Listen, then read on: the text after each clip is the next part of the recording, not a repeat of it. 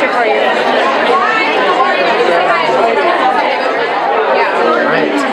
you get a tote bag? Because you should probably get one. There's a coupon packet in it. There's fun glasses at the beach. So the weather gets warm. Is he still having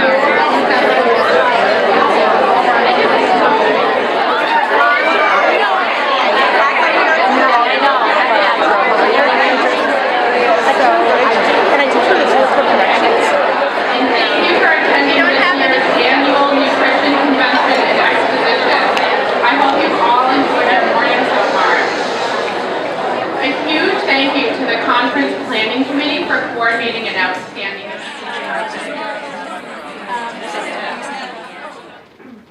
My job as Executive Director of Partners for a Healthier Community in Greater Fall River is to help bring down the rates of obesity. Not unlike some of you in the room, I'm sure, who are working on various aspects of this problem. And when I started out, I just started doing what everybody else does. But over time, I've learned a good deal about it, and I now have a different approach to the problem, and you're going to learn a little bit about that. We all know that the population weights have been rising steadily over the past 40 years. In fact, there was just a report this past week of even a greater rise. We had a little plateau for a few years, but generally speaking, the crisis has been with us for steadily for the last 30 years and seems to be getting worse. BMIs are obviously associated with increases in disease such as hypertension, diabetes, bone and joint disease, and a number of other things, including cancers. And helping child and adult populations take effective measures to decrease weight is a critical problem.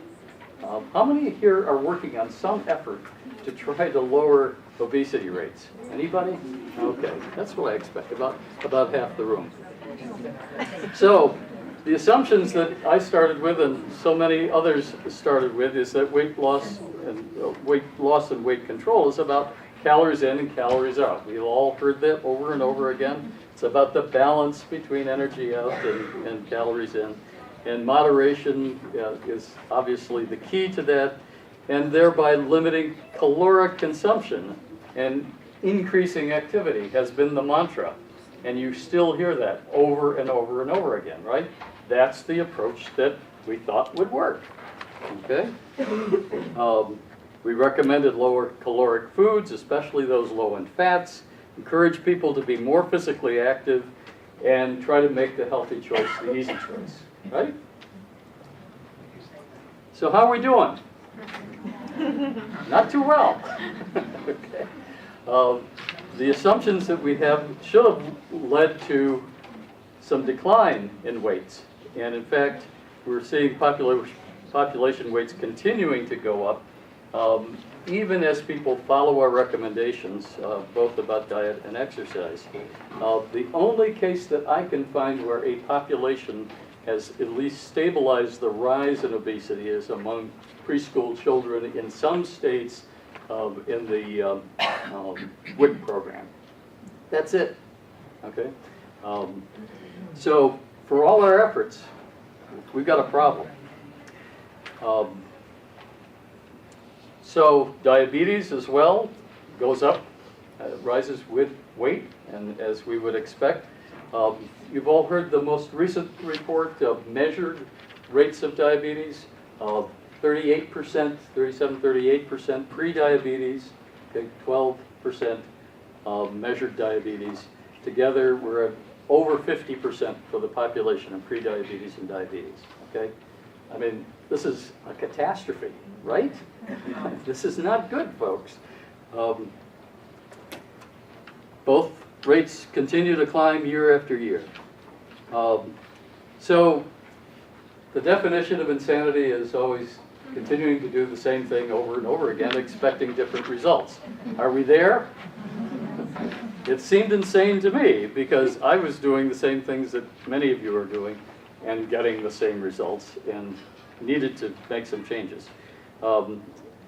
It could be that some of our assumptions about diet and exercise, in fact, are wrong. And that a calorie is not just a calorie, and our bodies are not simply thermodynamic machines, you know, in, out. And exercise may, in some instances, actually contribute to weight gain, not loss. So, based on our recommendations, people actually follow the guidelines, and if you watch these charts, the recommendation to lower fat meant people lowered fats. That meant that you're going to have to replace that with something. Carbohydrates went up, protein stayed about the same. At the same time, our dietary guidelines were put into place in late 70s, early 80s. We began to see both weight and diabetes rates going up. How many people have seen this chart before? Okay, this shouldn't be new to folks. Okay, people did basically what we asked them to. Now, you might say, well, sure, a lot of people don't follow the USDA recommendations. 1/4 of the meals served in America do follow them because they have to, whether they're in schools or in the military or in hospitals. Okay, our institutions basically follow this. So whether people chose to eat as the recommendations were made or not, they were still following the guidelines, okay, because they didn't have a choice. And we began to see saturated fats going down, eggs, butter, lard, red meat, and dairy. And many of you who work with this stuff every day, I'm sure, are familiar with it. And what did Big Food do to follow this? Well, you do what anybody does. You go with the flow and, you know, make the recommendations. I see you shaking your head here, right? And we have seen over the last 20 years a proliferation of low-fat foods in every variety. Okay, about 1/3 of the foods that are marketed as lower in fat. We see that over and over again. And the institutions that have to follow did the same. So fat content went down, but weight kept going up. So what did we do? What do you do when things aren't working? You redouble your efforts, right? And do more of the same that wasn't working. And what we were basing this on is essentially two assumptions. One, that because fat is twice as calorically dense as carbohydrates, it makes sense if you're going to reduce calories that you want to get as much fat out of the diet as possible because you're going to save calories in that respect, okay? Secondly, saturated fats in particular over the past 40 years or so have been linked to cardiovascular disease, right? We all know that when your LDL goes up, then your risk of cardiovascular disease goes up with that. And we accepted those assumptions, right? Who had any evidence to the contrary? Now we find that 23 studies done in the last 10 years comparing low-fat diets, what we've recommended to people to lose weight or maintain weight, versus diets lower in carbohydrates, demonstrate that lower carb diets lead to more sustained weight loss, okay? And I hope you're familiar with some of these studies. Harvard just came out with another one a few weeks ago, a meta-analysis. I mean, this is over and over and over again, and this isn't short-term studies, these are long-term studies. And if we had another hour, we could go into all of the research related to that. Also, we've made a huge assumption in our schools for our children. We decided that if taking fat out of food was good, let's take fat out of milk, right? And since children are the largest consumers of milk, then let's take the fat out of milk for children, right? Good idea, right? Because kids who drink milk without fat are going to have fewer calories. And we would expect their weight to go down. We did no studies, none. We simply implemented a policy as an experiment on the American population and made the assumption that what's good for adults is just as good for kids.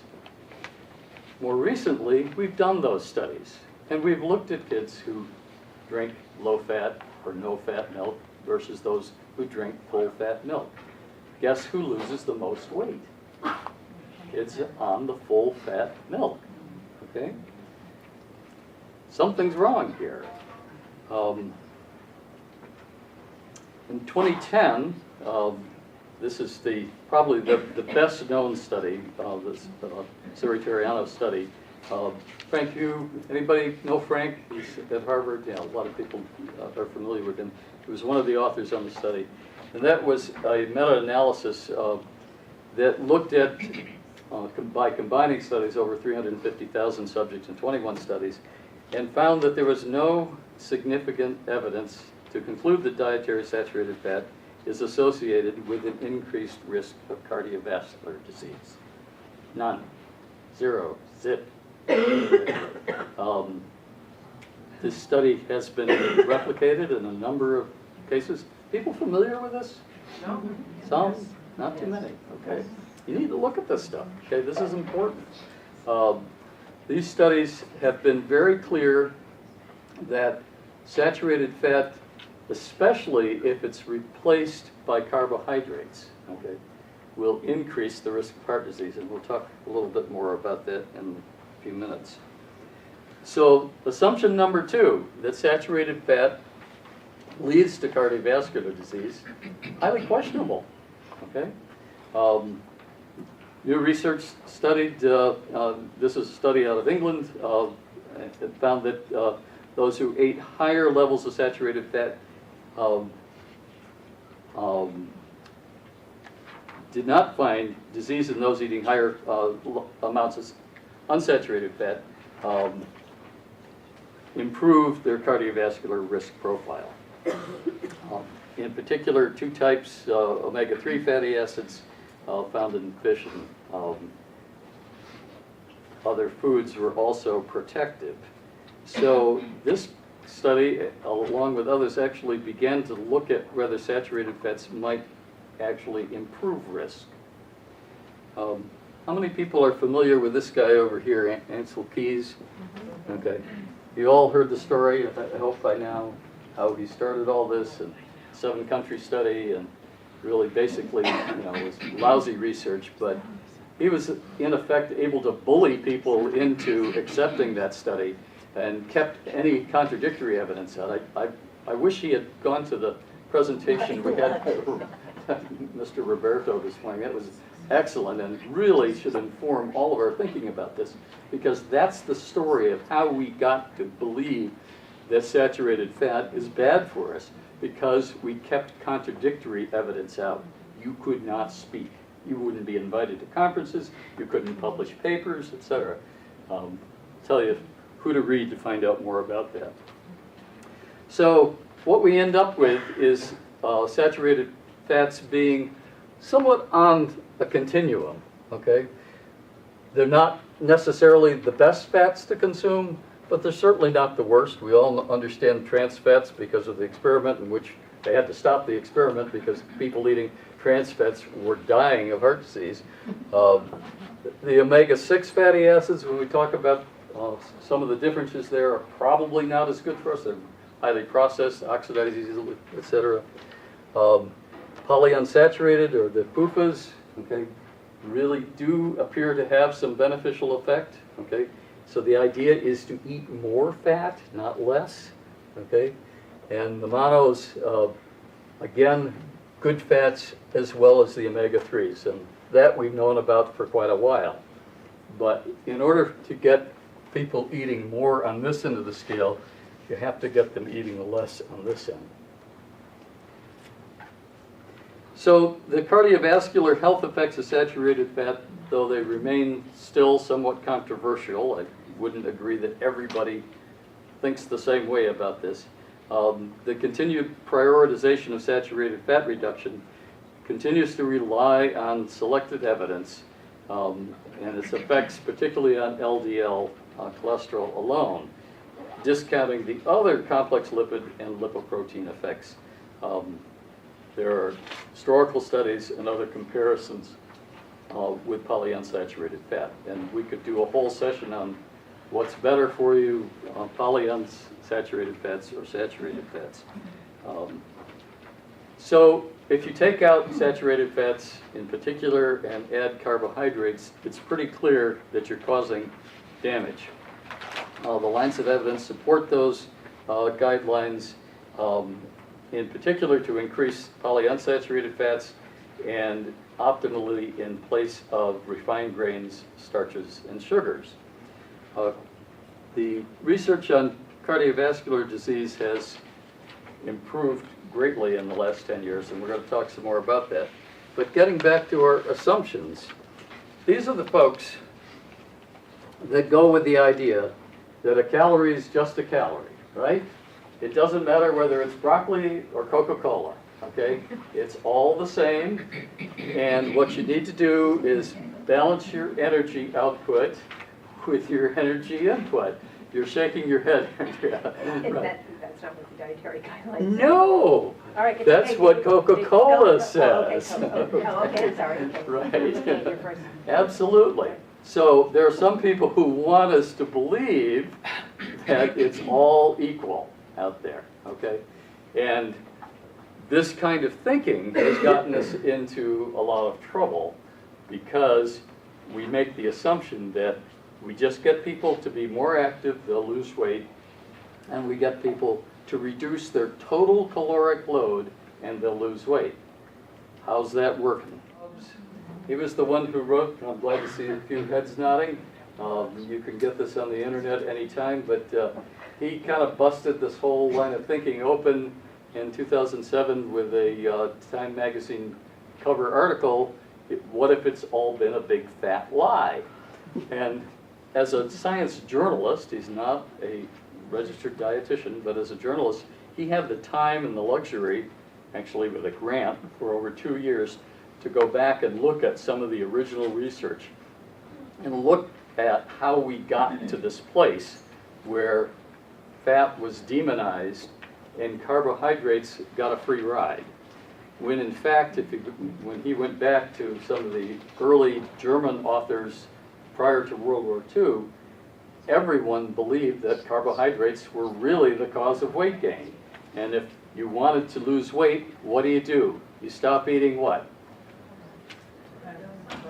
Potatoes, bread, and beer, okay? And that was the Banting diet, etc., and it was well popularized. And in fact, see, we don't have any recollection. I was just a little boy back in the 50s. At that time, no one thought fat was bad for you. No one. This is the first time in the history of mankind that fat was ever pegged as a problem in our diets. In fact, what people wanted to do was eat more fat, eat off the fat of the land, etc. I mean, that was the notion. And if you were poor, you couldn't afford fat, you'd eat carbs. Okay. So Gary broke this open in Good Calories, Bad Calories. I strongly recommend you read that book. It's excellent, very researched, very dense, it's over 400 pages. But you will learn a lot about how we got to where we are. Equally, how many people have heard of Nina? Nina Teicholz? Nobody? One person? Well, Two people? I've also read the rebuttal Yes. from Nutrition Action. Yeah, right, I know. And there's a strong debate going on, right? And she's a very polarizing person in a lot of ways. There's a controversy going on right now. However, I challenge you to read her book, The Big Fat Surprise. And if you learn nothing else, you will learn about how we have dealt with fats, particularly in our industrial food system over the last 50 years, and why seed oils have the dominance that they have, and what some of the problems may be. Now, it's really up to science to look at the rest of this, but like Gary, she kind of threw open the argument, okay? She was the one that got the congressional hearing going in Washington after the BMJ article. Right, that was it. The BMJ also. Right. Didn't they issue an apology and No, an they letter of meant explanation? 100 people asked for them to issue an apology, but no, they have not backed down from that. So if you're into food, you owe it to yourself to read this. Nina's actually got a quick read book on Amazon for $7. You can get the basic ideas and take you about 30 minutes to read it. Okay? So why is this important? When we remove fats from food, we replace them with sugars and other carbs. What else could you eat? It's now understood that those carbs are the root of arteriosclerosis, and we've all grown up with the idea that if you eat fat, you get fat in your arteries, right? The plumbing analogy, you'll clog your arteries. You've heard that over and over and over again. Well, if you understand anything about the development of arteriosclerosis, you understand that that's not what happens at all. Okay? In fact, what we now know is that one particular particle called VLDL, okay, the little bullet-sized particles lodge in the wall of the artery, cause inflammation, and what does the body do to heal any inflammation? It uses cholesterol. That's our bodies are full of cholesterol, okay? We'd die if we didn't have it. All our cells are made of it. So it's the natural healing process to cover over that inflammation. Unfortunately, if you keep getting more and more inflammation and more cholesterol, eventually you end up with, you know, stroke, heart attack, or whatever. But it's not fat that's clogging the arteries, okay? And the notion that the fat we eat is the fat that ends up in those inflamed parts of our arteries is totally wrong. We understand much better now than we did 30 years ago how heart disease really develops and what we need to do about it. It's the carbs, and particularly sugars and refined grains, that are at the base of that. So we've been telling people, eat carbs liberally, okay? 6 to 11 servings, remember in the first food pyramid, okay? And what happens when we eat any carbohydrate? What does it stimulate? Insulin, okay? Nobody disagrees with that, okay? And what's insulin's, one of insulin's many jobs is to do what? Park the unused fats in our cells, okay? We do not excrete them, okay? You put them in your mouth, they're with you. You can use them as energy, or you can wear them, one or the other, right? There's no other option, okay? So, in order to lose weight, we say cut the fats, and then people increase the carbs, and what happens? They get bigger. And that's principally, not the only reason, why weight continues to go up. So, why should we remove the fats from our food in the first place? There's a lot of talk these days about processed and unprocessed foods, minimally processed foods and things of that sort. So if you think about it, the fat that comes in food naturally is the fat that we've been taking out of the food. And to do that, we do horrible things to food. Take a look sometime at how we get vegetable oil and the processes that go through. It's awful. And yet, we recommend that people consume a good deal of it. Things that we can call whole foods, like whole milk and whole grains and whole meats, whole eggs, you know, all of those whole foods come with fat already in them, right? And that's exactly where they need to remain. If you think about the diet that people had in the 50s, okay, which was before the diet we have now and all our recommendations, etc., and you think about the obesity rates, what were they then in the 50s? About 5 or 6%, something like that, okay? And then we started tinkering with our food and our recommendations, and then things took off, okay? So in a sense, what I say to people is we need to get back to how we were eating 50 years ago, okay?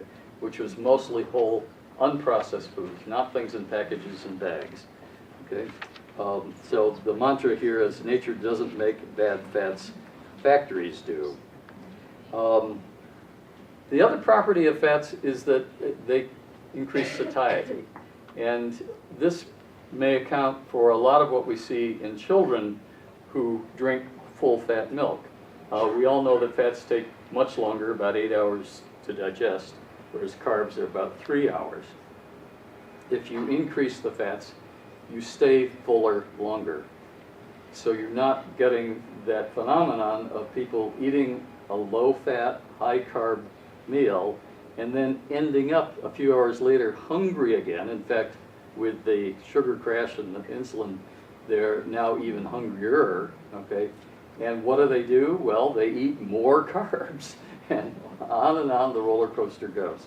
Where when people eat fats, it levels that out, okay? And when people get hungry, it's not the same kind of hunger you get when you're on a high-carb diet. Dietary fats raise, as we said before, LDL a small amount, but so does HDL go up, okay? And the part of the LDL that goes up are the large fluffy particles, not the small dense particles that cause the problem. So they're essentially neutral. There's really no reason why they would cause a problem. But we continue to recommend low-fat diets, do we not? Okay. Now, I was talking earlier at lunchtime about the latest dietary recommendations, okay? And guess what is not in them? Fat limit, okay? They just took it out. Didn't say anything, but go look for it. It's not there, okay? It would be a little too embarrassing after 40 years to say, oh, we were wrong. It's really okay to eat fat. But you will continue to see sprinkled throughout some of the recommendations that foods that are lower in fat are often recommended. Anybody familiar with the Academy of Nutrition and Dietetics? Huh? Did you read their report at the beginning of this year? Okay. Actually, it was last fall. Official comments. Saturated fat is no longer a nutrient of concern. Okay? Did that make headlines anywhere? No, you probably don't even know it, right? Unless you waded through the report. Okay? Oh, I saw it. But, pardon me? Yeah. But what's chapter 2 of our diabetes prevention program workbook? Title of chapter 2. Somebody must teach that here. Be a fat detective. Thank you. Be a fat detective. Okay. And yes, I know that there have been some positive results, but there are some other sides to arguing why people actually improve their. What I would say is that if people, instead of being a fat detective, were a carb detective, we'd see even better results from the pre-diabetes program. Okay. So getting people to stop eating the standard American diet, yes, you'll get some improvements. But let's make it even better by making sensible recommendations about the role of fats in their diet. There was a survey done by the Credit Suisse. They're a bank. They were interested in this. Why? Because these are food trends, and this has a lot to do with the sales of food over the next decade, and they're trying to get on top of things. But they published a whole study, The New Fat Health Paradigm. I'd recommend it. It's online. It's free. It's 80 pages. It's an interesting read, and it's the only place I've ever seen a survey reported of practitioners and physicians in particular about their recommendations. And we're starting to see some changes with physicians no longer recommending low-fat diets. But a lot of folks in this room are probably continuing. That's why we did the little survey, okay? Maybe that'll change after today. Some people say, well, you can prescribe low-fat diets or low-carb diets and you won't get compliance. I've been on one about 20 grams of carbs a day for the last 6 years. I have no problem with it as long as I can find food. The place I have the biggest problem finding food with fat in it? Conferences. And I was so glad to see today. What did we have out? Eggs, whole eggs. Hallelujah, I can eat here. Okay. Exercise, I'm not saying people shouldn't be recommended to exercise. It's good for a whole lot of things, but weight reduction, doesn't work. So what needs to change? Dietary recommendations need to catch up with the current nutrition science. We need to stop demonizing natural fats and recommend eating foods that contain fats. Bring back full-fat, unflavored milk in schools. And for those who are carb sensitive, that's 1/3 of the population, go with lower carb vegetables and fruits that don't stimulate insulin. And stop recommending exercise as a primary weight loss strategy. Okay? We have a huge fitness challenge in Fall River every year, and I tell people over and over again, exercise is great for you. You're not going to lose weight unless you change what you eat. Public health implications. We have to understand that weight gain is driven primarily by hormones and not calories, and we need to stop talking about energy balance, calories in, calories out. Instead, talk about carb sensitivity, quality fat intake, reducing refined grains, sugars, and other processed foods. And let's drop Let's Move programs as obesity prevention strategies and focus instead on physical fitness, stamina, and positive mental attitudes. Those are all good for our health and our nutrition. Where is this working now? Well, as I mentioned earlier, the WIC program did see some changes. Interestingly, nobody's made a point of this in research, but there was a change in the WIC formula, taking fruit juice out. Remember that? And then the weights went down. Coincidence? Probably fantasy on my part, right? Sweden, 23% of people in Sweden are following a low-carb diet. They're the only Western country that has shown a leveling off, and they're actually headed toward a reduction in BMIs across the population. That's the chart here. And there are growing grassroots movements, everything from paleo, sugar busters, zone diet, etc. 100 diets out there, right? What do we do in Fall River? We changed our guide to healthy meeting and events to a low-carb approach, and on your way out, be sure to grab one of these to tell you how to recommend low-carb diets for meetings, okay? And then I produced a 20-minute video explaining all this, so you can show that to your friends, the entire script for the movie. It's only 20 minutes, but it's better to watch the video because you get the graphics, but you can read the script right here.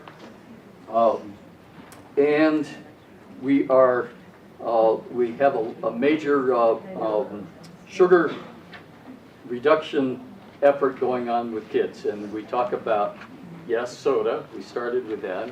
Then we moved to fruit juice, and now everybody understands that fruit juice is loaded with sugar. We're on milk now, okay? Not because of the sugar, but because of the need to get fat, vitamin D, soluble fat, into kids. So 40 years of experience prove that dietary advice works. That's precisely how we got into this mess in the first place. It's going to take time to turn the ship around. And Amanda, if you want to come up here and you can start getting ready with yours, your presentation, I'll take one or two questions while she's doing that. You're referring to low-carb diets, and I'm implying that you're referring to low-carb diets that induce ketosis. And I remember someone mentioning, to a degree, yep. I know that the human brain and the heart Right. require carb and glucose for functioning. And They require glucose, It's which your not- liver will manufacture anything you need. And if you're ketosis, you all understand, is a total fat diet. Yeah. Well, my question is, has anyone ever looked at the human brain after someone who has followed a lifetime of low-carb diet or a lifetime of high-carb diet, whatever, because that was the commentary in my biochemistry class only 7 years ago, as how are we looking at brain function Sure. when we change our diet so dramatically? Absolutely. So there's two questions. One is Well, the they're great process, research questions, and I certainly can't answer everything about that, but I will say that we need to study that more. It's well known that there's an association between high-carb diets and depression, and low-carb diets actually benefit brain function. There's associations with Alzheimer's and a number of other brain diseases. So if you look into that, I think you'll find more, but I don't want to take more time. If you're ready to go, Amanda's going to talk to us about the clinical application of this approach. I do want to say one thing about ketosis. There are, and actually I am going to talk a little bit about that in my talk here. There are degrees of low-carb, high-fat diets. Not everybody needs to be on a very low carb, very high-fat diet, which is also a ketogenic diet. But some people can benefit from them. And when you do go and the primary intake of your dietary intake is from fats, your body is still going to maintain a very level amount of glucose in your blood, because as Dave had said, your body is going to produce whatever it needs from the proteins in your diet as well, gluconeogenesis from your liver. So there is no problem with the amount of carbs that go to your brain. They'll get fed. But if you're interested, do your own research. That's exactly what I did. And over time, as I read more information, it really started to sink in. So at first I had read good calories, bad calories. It is so dense. I made it through about half. Why we get fat by Gary Toms is kind of good calories, bad calories light. And a number of people asked him to write something that was patient friendly. And so that was a lot easier to read. And I got through it in a weekend. And the hardest part about reading that book was, what? I have to like take a second, digest this. What is he saying? This is so different from what I've been telling my patients for so long. And then I go back and read more. This just makes sense. So what did I do? I decided to try it myself. I reduced carbohydrates in my diet, and I noticed a lot of different benefits. I wasn't feeling bloated, because carbs make you retain water.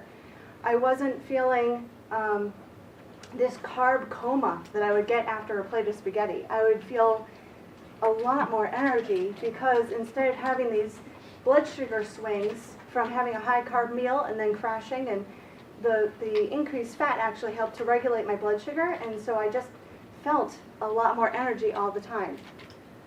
My blood pressure got better. My cholesterol numbers got better. I had swelling in my ankles, and that got better. My breathing got better. My acid reflux, I never had it until I started eating more carbs, and that just went away. So I saw a lot of awesome things in myself, and I realized I have a carb addiction. I am a carbaholic. You give me one cookie, I'm going to eat 15. It's just the way it is. I kind of developed it over time, and I blame my Portuguese husband with all the white bread, and they have bread, rice, and potatoes in the same meal. It's a very normal cultural thing down in the Southcoast here. So once I realized my carb addiction, that kind of clicked some things in there. And I found dependable low-carb, high-fat sources. They really looked at good research, and so I go there often to find new information. DietDoctor.com, he is a doctor in Sweden, and AuthorityNutrition.com, they are out of Iceland. It's like you have to go out of the United States to get some different views on nutrition. A Bitter Truth is a really interesting YouTube video that has Dr. Lustig speaking, and it's all focusing on non-alcoholic fatty liver disease.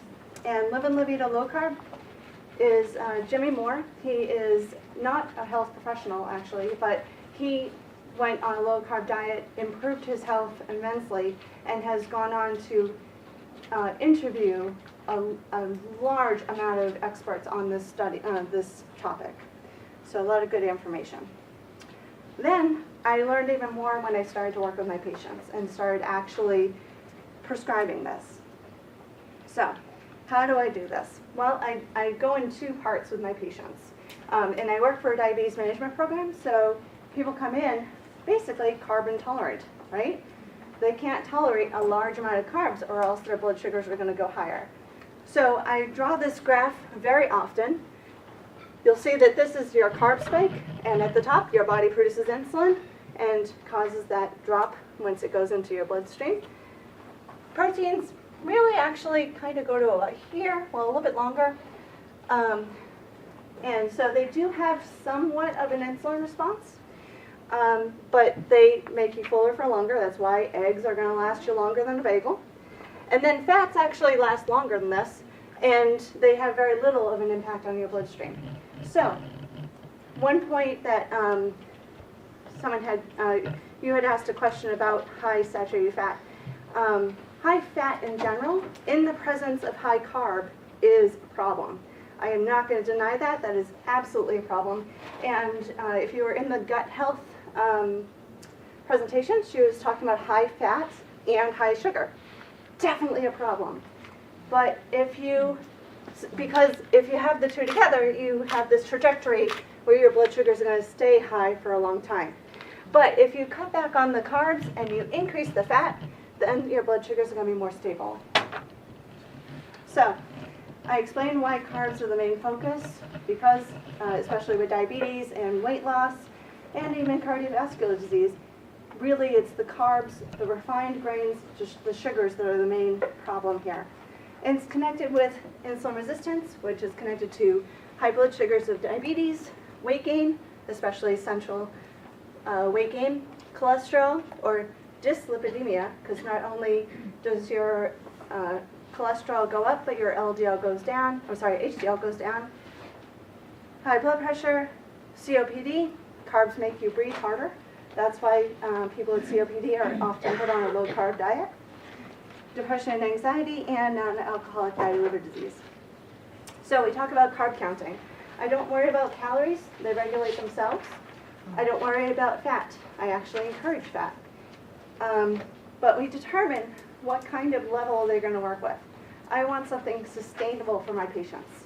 So if someone comes to me and they say, you know what, I did Atkins a while ago, I had a lot of success, and then everybody told me like it was unhealthy, or I fell off of it because I didn't have any support.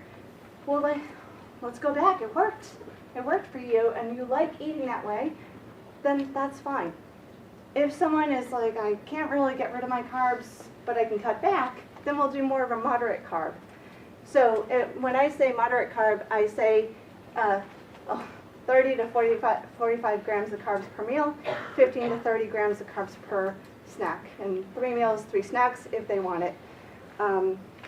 So the good news, patients start to like me a little bit better after I get to this. Free foods, proteins, fats, and non-starchy vegetables have a very low impact on their blood sugars and their insulin response. So I do not have any serving sizes on these. They are going to get full before they eat too much of these foods. We do talk about food quality, as Dave was talking about, different types of fats, not processed meats like pepperoni and bacon. It's still free, but not encouraged as much as whole foods. And we have that different conversation about fat and heart disease, which Dave has already covered. And I emphasize fats for better blood sugar control, better satiety, and better taste. So, the results I've gotten. Looking over the year and a half of the time that I had been prescribing this, I had 59 patients that had follow-ups, and they weren't gestational diabetes. 44 lost weight, and 8 of those 44 lost between 20 and 63.5 pounds in that time frame. They all reduced carbohydrates in one way or another, whether it was moderate or low carb. And then 15 gained weight. Some of them gained between 5 and 10.5 pounds, and those did not reduce carbs. Either they just couldn't give it up, they weren't carb counting appropriately. There's a lot of different reasons. I have one patient who is just a fruitaholic. I cannot get it across to her that fruit has carbs, even though it comes with all kinds of nutrients and fiber. It's still causing that insulin response and just aggravating her insulin resistance. So, as far as weight, the top of the pack, my top person lost 63.5 pounds between the December and the following October. She was following low carb, high fat, and intermittent fasting, which is a whole other subject. But if you're interested in intermittent fasting, Dr. Fung is a very good resource for that. She basically just ate when she was hungry. She ate once, maybe twice a day, and she was able to walk a lot better because of the lower weight that she was carrying. Plus, she had less inflammation on her arthritis, so she felt better in that respect. And she was completely satisfied. Every time she came in, I'm like, all right, let's see how you're doing now. Are you hungry? Are you feeling good? Everything was fine. It was a quick appointment, really. Another person lost 46.8 pounds basically in 5 months following a low-carb, high-fat diet. And then another person, 44.2 pounds lost in 6 months. And so obviously the more severe you are with the carb cutting, the better results you're going to get. But you can see really positive results just going on a moderate carb, going back from the insane amount of carbs that some people eat. So this person really did great, reducing their A1C from 9.5 to 5.6. in 4 months. They also lost some weight, but not a lot. But they updated me afterwards, and they have currently lost 50 pounds afterwards. They had stopped seeing me, but they had continued success. And then another person, just in a few months, had a great reduction of 11.3 to 6.1. When he stopped seeing me, I went back to check up on him, and he had an increase to 8.5. So that kind of shows that follow-up does help. But again, a moderate weight loss, decrease in the amount of medication needed. I had one patient who was started on Levemir 30 units, and after nutrition education and losing 27.6 pounds, he was able to get off the Levemir altogether. Still taking, I believe, metformin, but that was it. And that was with moderate carb. Decreased Levemir. I don't understand how he got to this level, but he was taking 35 units in the morning and 140 units at night. We were able to work him down to 15 units in the morning and 76 units at night. And really, ideally, I've been working to have it an even split. But Dr. Fung also has a lot of information on how large amounts of insulin can actually worsen the insulin resistance. So by cutting back on the units, we actually saw better blood sugar control than when he was on that large amount. But we had less hypoglycemia. So even though he had pretty good A1C drop, he had less lows, and that was a great win. I was so happy for him. He felt so much better. So what do people have trouble with? They have trouble with a few areas. Not cutting carbs enough. Some people think that they cut a lot, and they don't realize that certain foods still have carbs in them, so they're not accounting for that. Yeah. They may not be carb counting appropriately. I had one lady who was really trying, but she wasn't doing, looking up what different carbs amounts were. So she was cutting back, but when she went to Olive Garden, she had half a plate of the calamari. She had the soup. She had a breadstick and half of the portion of ravioli. That was a lot less than what she used to have. But when we carb counted, there was still 118 grams of carbs in that one meal. So, being aware of how much is in there, it makes a big difference. A lot of people will say, I can't give up something. I can't give up this. I can't give that up. Whether it's soda or bread or pasta, you can see there's a lot of carb addiction, maybe. A lot of people don't usually say, oh, I can't give up my eggs.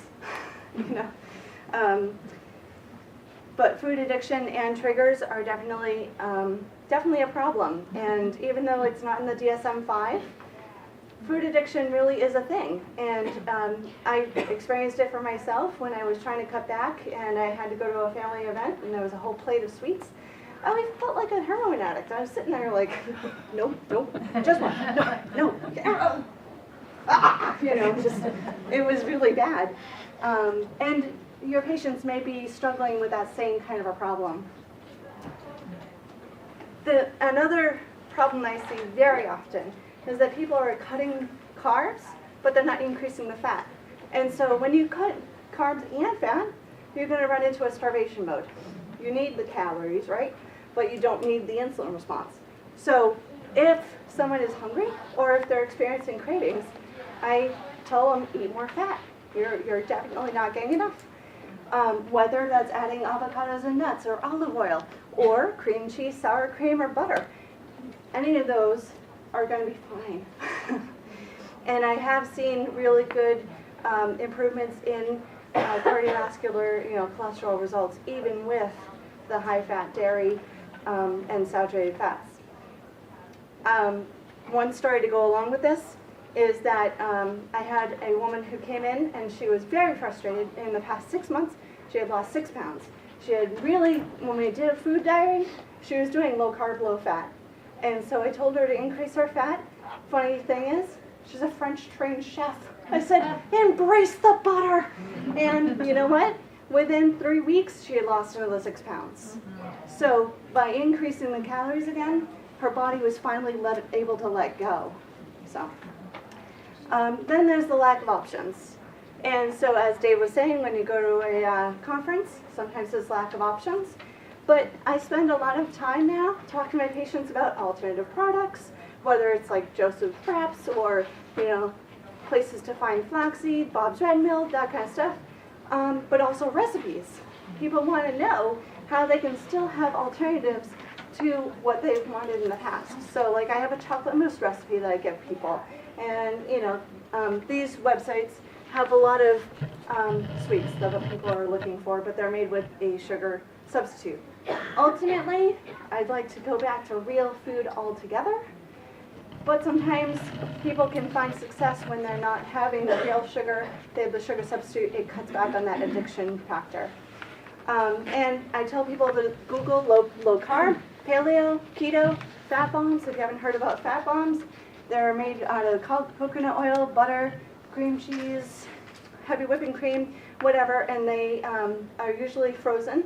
And if they need some kind of little snack or something at the end of the day or whatever, they can pop one of those and it keeps them going and keeps away those cravings that they might have. You're probably thinking, I can't do this in my job.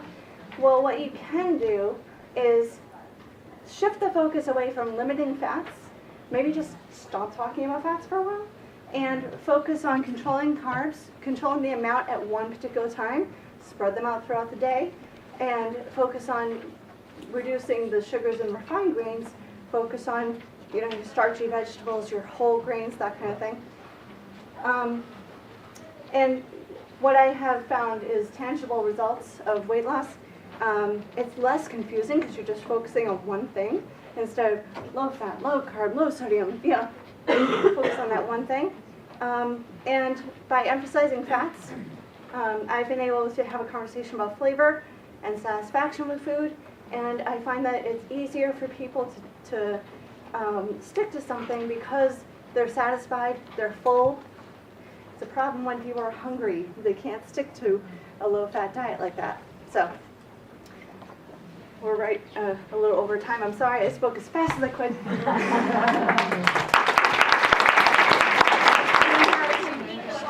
The question was, what about people who are vegetarian who do beans as their main protein source? Right. I mean, you still have to watch the amount of carbs that you have at one particular time. You can still do that, but increase the fats that are coming from coconut oil and your seeds, your flax seeds, your chia seeds, hemp seeds. There's a lot of different alternatives out there, olive oil, avocados, nuts. So try to increase your fats from those vegetarian sources. Have you ever heard of the ideal protein protocol? Yeah, and I find that ideal protein, I mean, it definitely works for the same thing that she had said, you're reducing calories. But I've seen a lot of my patients go on it, and then they find it very hard to sustain afterwards because it's it's low carb and low fat at the same time. I haven't seen Most people quit at the end and it pays off. It's like 4 pages of it, it's like everything else. Well, that's They true. don't read That's the true. book. Yeah. They don't get the name. Yeah, that's true. If anyone else has questions, you can just come up and ask them.